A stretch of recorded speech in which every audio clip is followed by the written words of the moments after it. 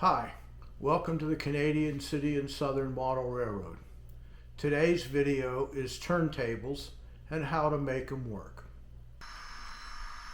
This is the turntable so far.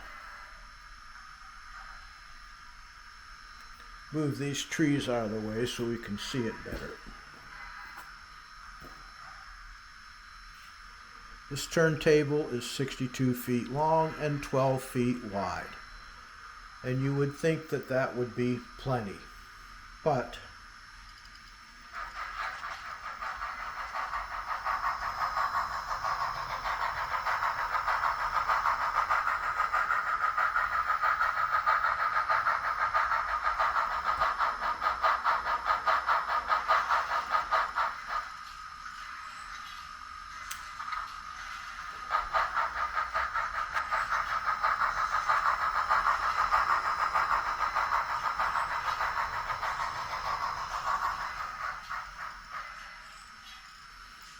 now this is going to be an A-frame when it's done, and it's loosely based, although it's freelance, it's loosely based on the turntable at Laws, California.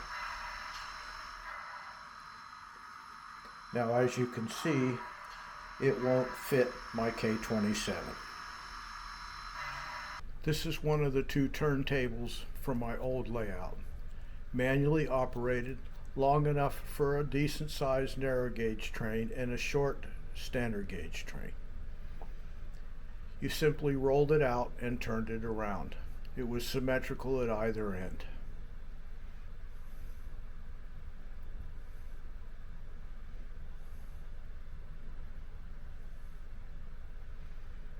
But it blocked the doorway, and the door had to be locked when it was in use.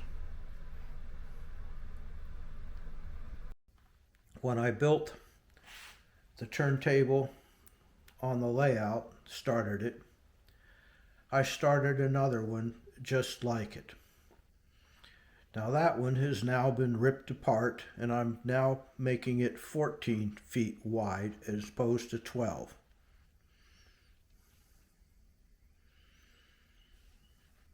I've pinned the two side frames down 14 feet apart, and I'm now putting the ties on the bottom with the turntable turned upside down. Lacking 14-foot long 8x8 ties, I've had to cut my own. Some of these are basswood, some of them are balsa, but they were all stained at the same time. Once the glue's thoroughly dry, I'll sand off the bottoms and the ends to make them more even. Now that the glue is dry enough on most of the ties, I could remove the pins and work out towards the end with the ties. Now all these ties were made out of the same thickness of material, but I wasn't able to get them cut exactly square. So I'm making sure that I put them vertical so that they can be sanded off closer to square once the glue's all dry. Now that the second turntable deck has been modified, it's time to modify the first one.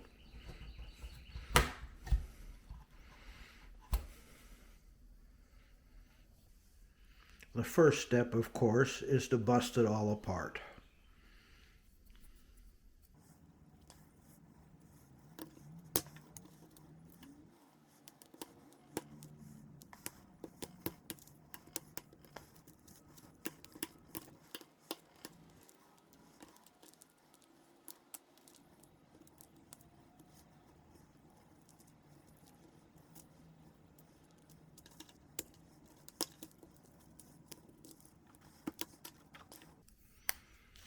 I'll save the rails for later. Now that the old turntable is all bust up, I'm going to salvage the side sills by cleaning all the excess glue from the ties off.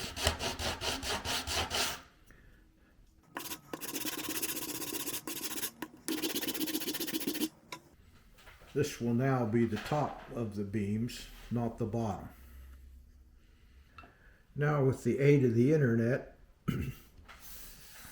pictures of the Laws turntable, high quality pictures, are readily available.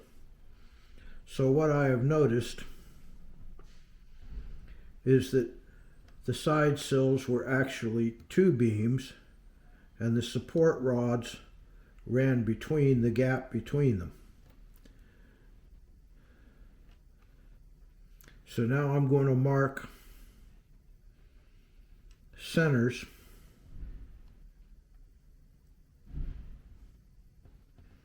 with my X-Acto knife,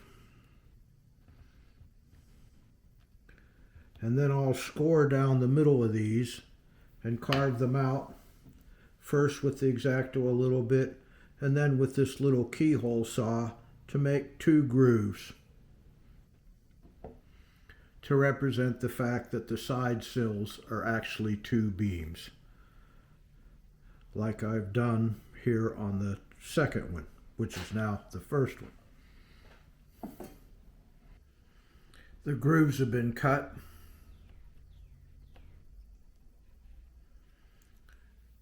And what are now the tops have been restained with a combination of black and brown shoe polish.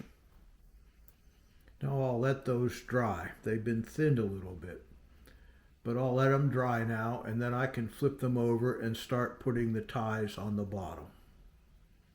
The bottoms of the ties and the ends have been sanded down more even with the sills, and everything's now ready to be restained. Then the pedestal can be added to the bottom. I've soldered two short wires to the insides of these two pieces of brass tubing. Then I've taken this little piece of spruce and I've grooved it all the way along on one side and just a little ways on the other side. Now it's slightly larger than the diameter, inside diameter of the brass tubing. So I took it and I forced it on into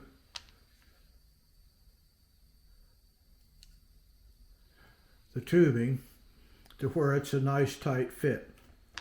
Then I put the little grooves in. Now I forced the piece of spruce in nice and tight into the bottom half of the brass tubing pieces. And now I'm going to put the top half in, lining up the opposite wire to the other little notch in the wood. And then I'm going to make sure everything looks pretty much in line. Now I'll super glue the gap between the two pieces of brass, and I will double check it with the meter to make sure that neither of the wires are touching and that both of them are touching the two different sections of the brass tube. The deck for the first turntable is now finished. Let's see if it works.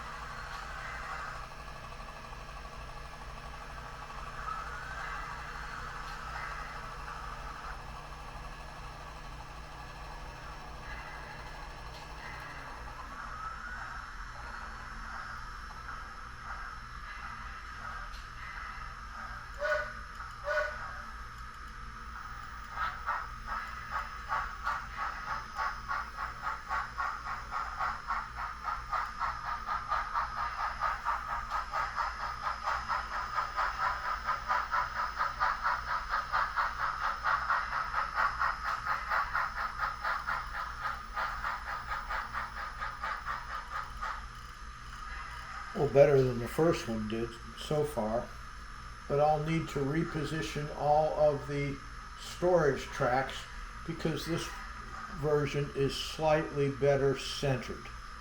And that makes all the storage tracks, the rails at the ends, slightly out of position. So I still need to do a lot of work on this one. I built it into the layout, and I should have built it all at the workbench before I installed it. Every turntable needs a turntable pit. The first one I did, I built on the layout itself. This one I'm going to do off on the bench. It's going to be much easier and better this way. I started with a 3/16 inch ply of birch, and around the edge I put down an 1/8 inch layer of cork, the same cork I'm using for my road bed. Now I've sanded it down, leaving around 3 feet between where I sanded and the line I drew using the turntable as a compass. Then I'm putting the ties slightly past that line. That way, when I build up the cribbing around the edge, it won't interfere with the turntable when it's turning, but it will be close enough to look nice. This is a mistake I made on the first one, and I've been having to work a lot to try to correct it. The rest of the ties are now down, and the rest of the longer ties, the cribbing around the outside edge. The ties were cut in half of standard Kapler 6-foot narrow gauge ties. All the extra ties that broke off when I ripped apart the other 2 turntables to widen them were used for the cribbing around the outside edge. Now, one other thing.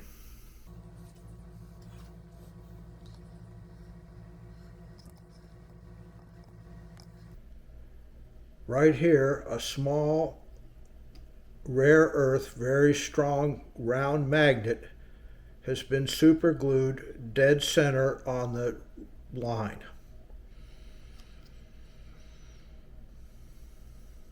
That's what will determine where the turntable stops when I release power to the motor. And there will be more explanation on how that's accomplished a little bit later. Around the outside, I've cut a ring of 1/8 inch cork, and once the glue's dry, that'll be sanded even with the plywood, and that'll provide a walkway around the edge of the turntable. Stuck to the washer in the middle is a tiny little magnet, and I'm going to take it over here and I'm going to let go of it, and it's going to attach to the magnet at the end of the track there. Now I'm going to take a magic marker and I'm going to mark this end of the magnet that's still attached down there black. Now I know which end goes in on the turntable itself. The magnets have been installed, the wing rail is in place, the cribbing around the edges of the pit is done, and the rails have been spiked down and soldered to the turntable. Now, I haven't started the superstructure yet, and there's a very good reason for that. Now I'm going to flip this over. The magnet's going to hold it in place. And press it down, make sure it's sitting nice and level. Now I'm ready to start hooking up the underneath side. Now I have here a very large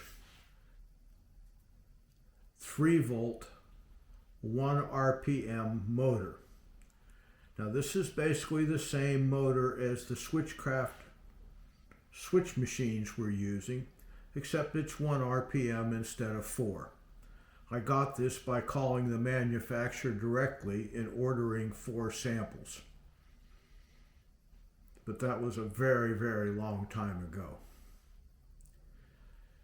So now what I've done is inside the 2 brass rings, which are insulated from each other, I've soldered a brass tube. Now on that tube I have slightly crimped it with the pliers and flattened one edge. On the motor there's a flat edge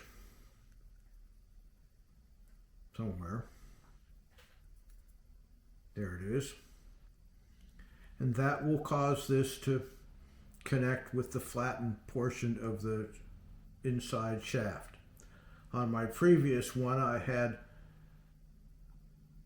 put a T and soldered a piece onto here and put a T in it and put a slot. And I decided that's more work than I need to do, and it also has a minor issue with installing it from the top. So now I'm going to put this in here. Now you'll notice that there's slop in here. That's good. I want that. The reason for that is so that it can coast to where the magnet's going to line it up on the top. So it goes that far this way, that far that way. So I want to center it. And I've made some marks here. And I've cut 2 blocks.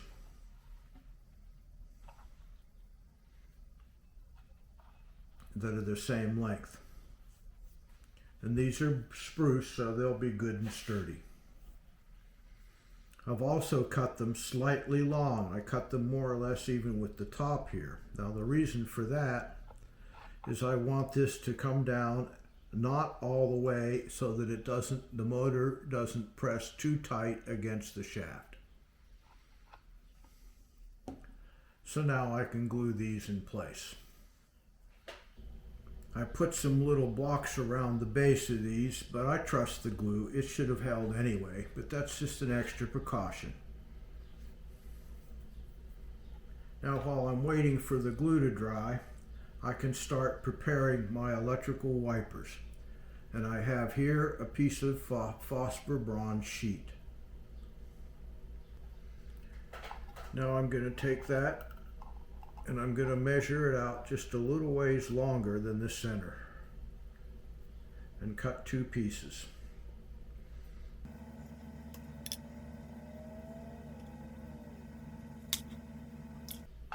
Just cut those with a regular old pair of scissors. It's fairly thin material. On each piece of phosphor bronze, about 1 inch in, I've cut a little slot about 1/3 of the way through the piece. The reason for that, and this isn't necessary if you're going to always leave it in there, but I like to be able to pull these out for cleaning without having to reach underneath the layout. So I have bent this over and that will allow this to sit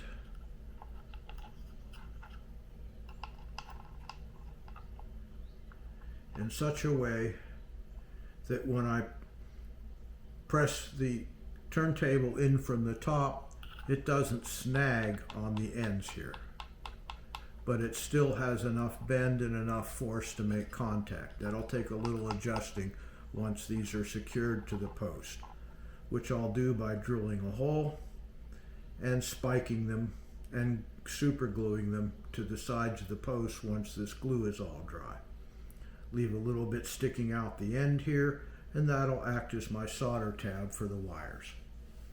I've drilled holes in the 2 phosphor bronze wipers, and now I'm going to extend those holes into my wood supports.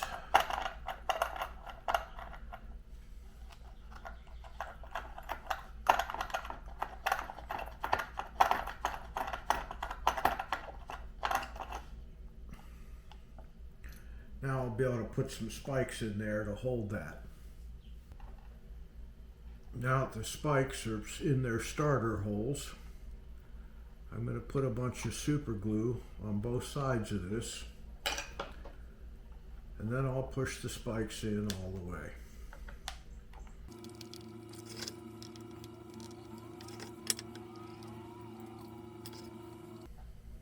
Now I'll do the same thing with the other one, but I'll put it up slightly so that it contacts the other half of the circuit.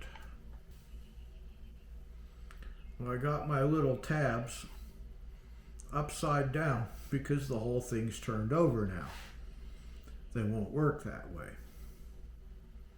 So I've had to make the phosphor bronze pieces over. And while I'm at it, when I drill thin metal, or any metal for that matter, with tiny drills, it's important to make a pilot with a scribe or a punch or something. Otherwise your drill will just skate all over. So now that I've made these two indentations with my scribe, the drill will stay nice and straight until it drills through the hole. Well, the phosphor bronze is secure and the tabs have been bent the proper way, and each one is making nice firm contact with the brass sleeves, which are insulated, and each one is connected to either rail. Now the advantage of the little tabs being bent out is that now when it's right side up, I can pull the turntable right out to work on it some more and to clean the wipers when things get dirty in a few years. Then I simply take it and push it back in.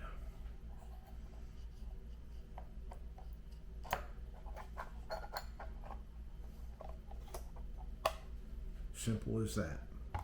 So the turntable can be simply slid in and out, and the contacts will all be good. Now I can mount the motor. One of the screws to mount the motor is now in, but it's not totally tightened up. Now the reason is as I move the other position,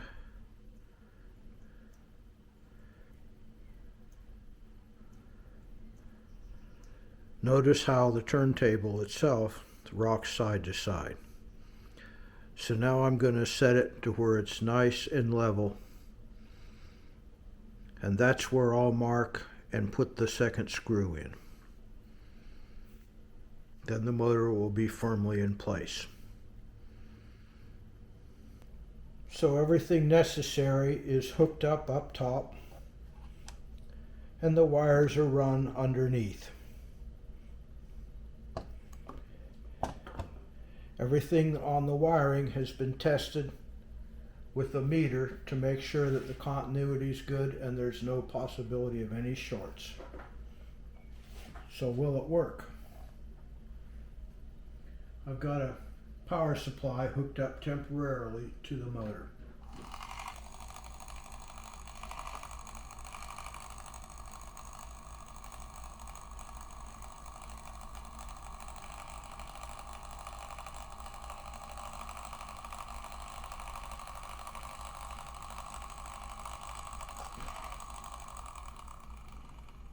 Notice that it coasts a little bit. So when it's hooked up to the layout, there'll be a push button. And because I left the slop in the mechanism that turns it, releasing the button at just the right moment will allow it to line up with the magnets. And the trains can run on and off without derailing, or the engines anyway. So now it's ready to be installed on the layout.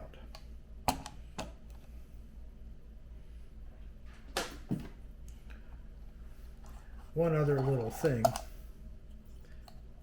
Underneath you'll notice that there's 4 little round dowels glued here. I didn't want to use wheels because I find that this is actually much more reliable. And the two magnets have been precisely centered. You can see where I fouled a little bit. And this will all get a little bit of black paint and a little bit of stain to hide all that. Not that you'll be able to see underneath anyway. I haven't built a pedestal, a scale pedestal, because you can't really see it anyway. And this is actually just a much easier way to go about doing things.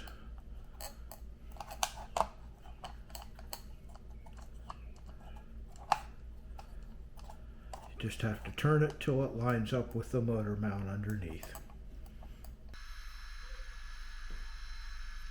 The Wolf turntable is now in place with all its rails. The superstructure can come later after scenery is done, because it's easy to remove it from the pit. Here are the controls for the turntable. A dual frog juicer controls the polarity to the rails, and this toggle switch controls the direction of travel of the turntable.